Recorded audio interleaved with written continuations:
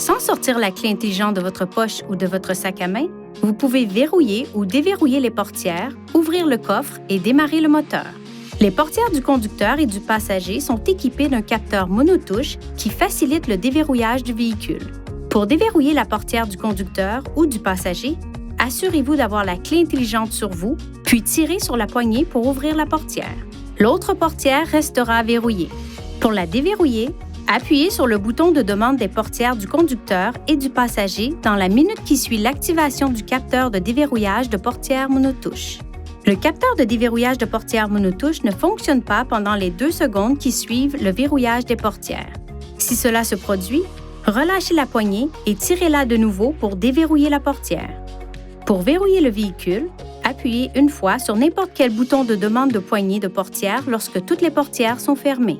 Ces fonctions sont disponibles lorsque la clé intelligente se trouve à environ 80 cm du bouton de demande correspondant.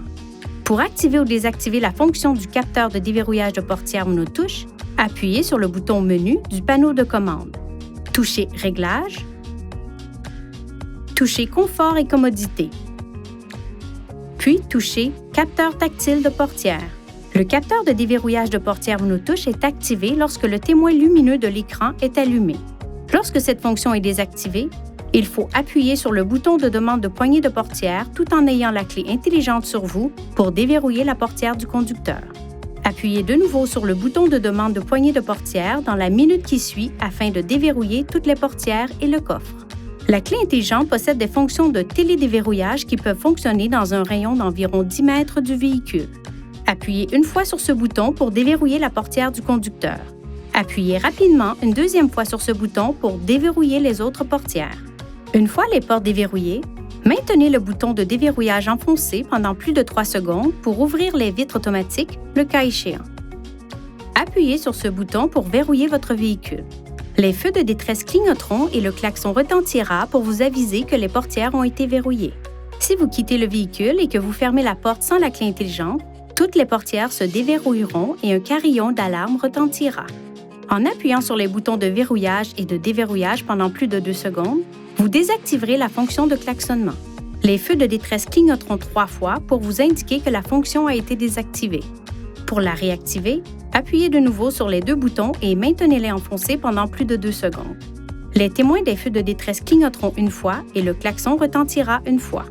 Votre clé intelligente est également équipée d'un bouton d'alarme d'urgence. Pour activer le système d'alarme d'urgence, appuyez sur ce bouton et maintenez-le enfoncé. L'alarme peut être désactivée en appuyant sur n'importe quel bouton de la télécommande. Si la batterie de la clé intelligente est morte, vous trouverez une clé mécanique au dos de la télécommande. Relâchez le bouton de verrou pour faire sortir la clé mécanique. Il est possible d'utiliser jusqu'à 4 clés intelligentes pour un véhicule, à condition qu'elles soient enregistrées auprès d'un concessionnaire Infinity avant d'utiliser le système. La clé intelligente comporte des composants électriques sensibles. Veuillez éviter les situations suivantes qui pourraient nuire à son fonctionnement. Ne la laissez pas tomber ou ne la cognez pas contre un autre objet. Évitez tout contact avec de l'eau. Gardez-la à l'écart de tout équipement produisant des champs magnétiques, notamment les ordinateurs, les téléphones cellulaires, les téléviseurs et les accessoires audio, et évitez de la garder sur un porte-clés contenant un aimant. Veuillez consulter le manuel du conducteur pour obtenir des renseignements importants concernant la sécurité et les limites du système, et pour en savoir davantage au sujet de son utilisation et de ses caractéristiques.